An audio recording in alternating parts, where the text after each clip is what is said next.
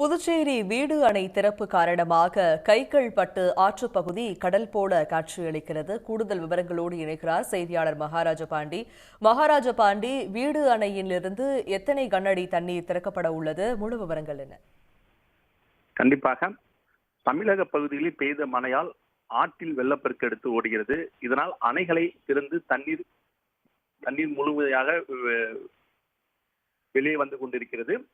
தமிழகத்தின் விழுப்புரம் மாவட்டத்தில் உள்ள வீடூர் அணை நிரம்பியதால் அதிலிருந்து இன்று உபரியாக 2500 கன அடி நீர் இன்று திறந்து விடப்பட்டது.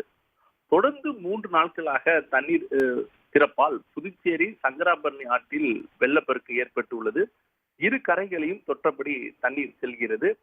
ஆற்றில் வெள்ளப்பெருக்கம் காரணமாக புதுச்சேரி பகுதியான கைக்கில்பட்டு ஆற்று பகுதி கடல் போல் காட்சியளிக்கிறது. இதனால் தண்ணீர் வேகமாக இரு கரைகளையும் தொட்டபடி கடலை நோக்கி செல்கிறது. ஆற்றில் யாரு இறங்காமல் இருக்க புதுச்சேரி போலீசார் பாதுகாப்பு பணியில் ஈடுபட்டுள்ளனர். மேலும் ஆற்றில் தண்ணீர் அதிகமாக இருப்பதால் ஆற்றில் இறங்கவோ குளிக்கவோ செல்ஃபி எடுக்கக்கூடாது என்று மாவட்ட நிர்வாகம் உத்தரவு போட்டது.